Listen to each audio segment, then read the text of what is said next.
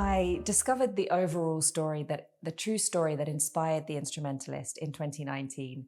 I was staying in a rental apartment in California, of all places, and there were some books strewn around on the shelves. I plucked one off, I started leafing through, and I landed on this line. It said that Antonio Vivaldi taught in an orphanage in Venice for his entire career, and that his students were women and girls, and that they in themselves went on to be amazing musicians. And without them, he couldn't have created his music. I come from a musical family. My background is in journalism. So I was immediately intrigued and frustrated that I didn't already know about these remarkable women and girls, these orphans. I began researching right away, and I started asking musicians and composers if they knew about them, people who were playing Vivaldi's music every single day. A lot of them had never heard of the women and girls either. And then I thought, this is really big. This is something really exciting. I didn't know what to do with it yet. I just knew that I needed to gather as much research as I could and start building an idea of what I had in front of me. I started my research in the British Library. I would go for a few days every week, and I took out books on Venice, on the Republic of Music in its most exciting period. I took out books on Vivaldi. I could learn lots about him, his career, his background, his personality, some of the controversies of his life. And I could learn about the Pietà in general. There's a great biography by a woman called Jane Bearders. She explains that there are hundreds of women and girls musicians whose stories have barely begun to be told. And this one name kept rising to the surface, Anna Maria della Pietà. She was Vivaldi's favorite student. He composed music for her. He bought a violin for her. She was there at the heart of everything. And I started to think, Anna Maria is key to this. I think she could be a representative for all of these women. And I think that her name as this superstar of her generation is one that we should definitely have remembered.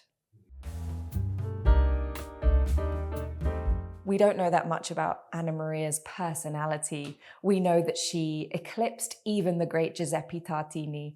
There's a poem written about her that says, "In all the world cannot be found her equal, woman or man." That we know that she was a complete superstar of her time. And that as Vivaldi's student, as a prodigy student, that would have been a very exciting relationship, because when a maestro discovers a prodigy, there's a potential for something beautiful to be created there. Of course, when the prodigy starts to outshine the maestro, that can be very tricky for the maestro. And that was something I wanted to explore in the novel. In order to construct Anna Maria's mindset, I made myself a big horizontal history. I plotted the history of Venice next to places like Paris and Rome. I plotted the facts that I could discover from her life, like the year that she was posted through the hole in the wall to the Ospedale della Pietà, next to the facts from Vivaldi's life, next to contemporaries like Mozart and Bach. And through this, I began to find a worldview and a mindset for her.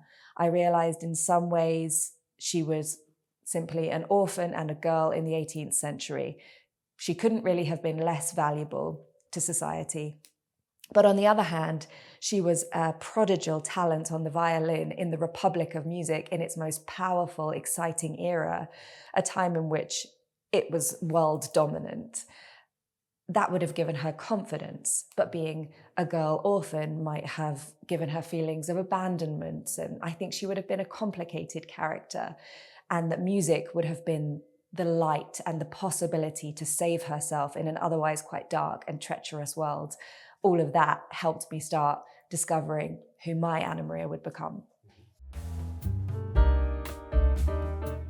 It's such an exciting period for starting to ask questions of our history. I think perhaps we have an impression that history is complete, that it's finished. It's not. It's evolving, and history, as we know it now, is our best interpretation to date. But there's always more to discover. And when we learn that a collective of disabled, disfigured, orphan girls who were destined to drown in the Venetian canals were vital to the development of an entirely new form of music, to helping to create some of the pieces that we still value most highly today, that changes our mind, that shifts our perception of who we are and where we come from.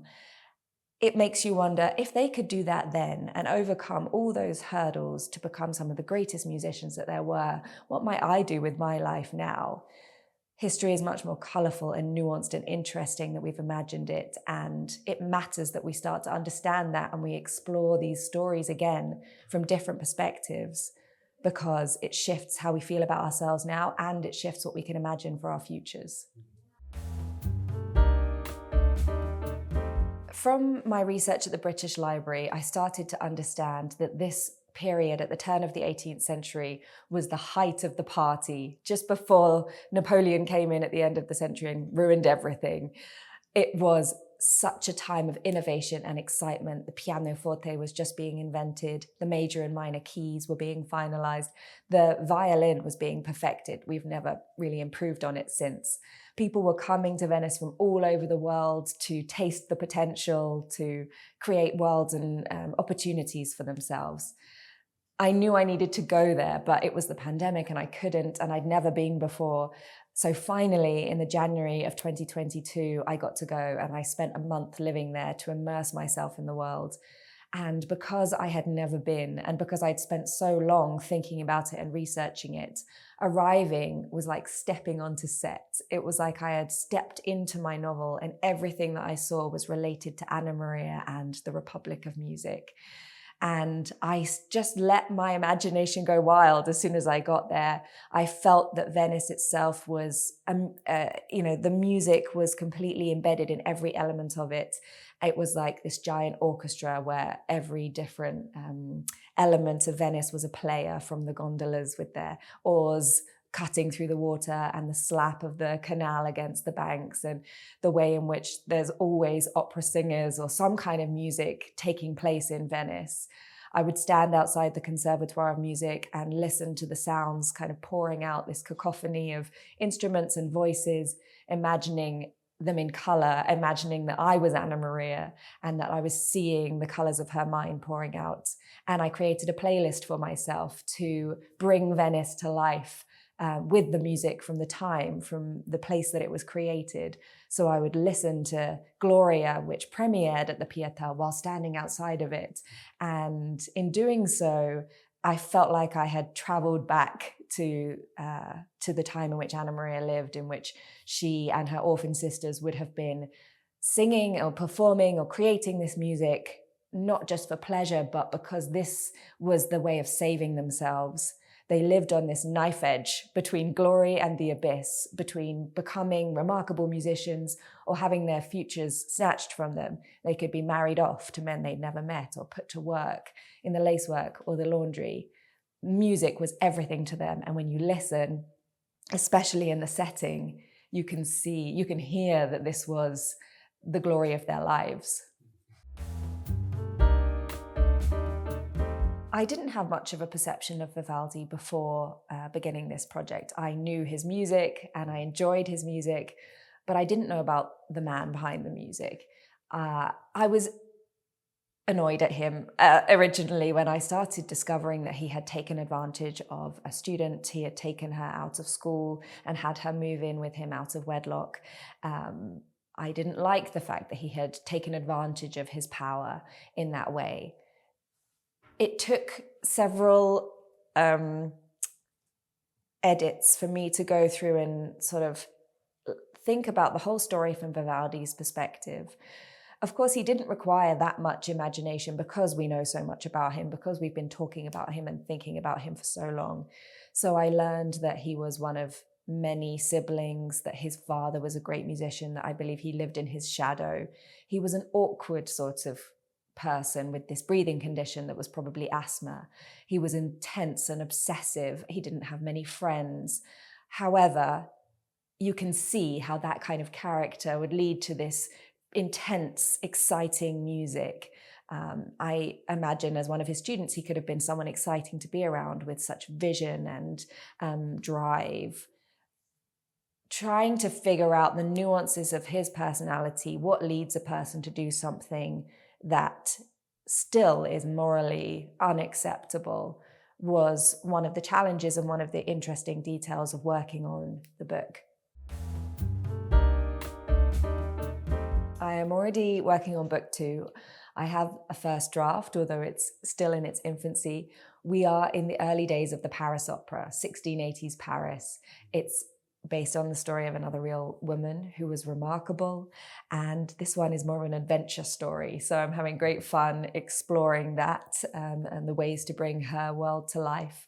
I'm finding it fascinating learning about Paris in this period where it was deciding what it would become at the same time as a young woman might be deciding what she will become. My first recommendation, I think, is the greatest book of all time, Margaret Atwood's Handmaid's Tale. My English teacher gave it to me when I was a teenager, when I was lonely and quiet and not quite myself, and she thought that I might find something in it. And I loved that book so much, it fell apart. I had annotated it and folded over pages and underlined it and loved it so dearly. I think that Margaret Atwood is just the queen. So I would give that book to anyone. I love Perfume by Patrick Suskind. I love the way in which it's so sensory and that it's such a visceral book that you experience. And I wanted to create that with The Instrumentalist, every sense to be really heightened for you to feel like you were really there. Hamnet by Maggie O'Farrell. Another story of the backstory behind a great piece of art that we still value today. I had studied Hamlet in university, but I had not really connected with it. And then I read Maggie O'Farrell's book and I realized, the empathy that she poured into it, these real characters, these real people lived, and then Hamlet came to be.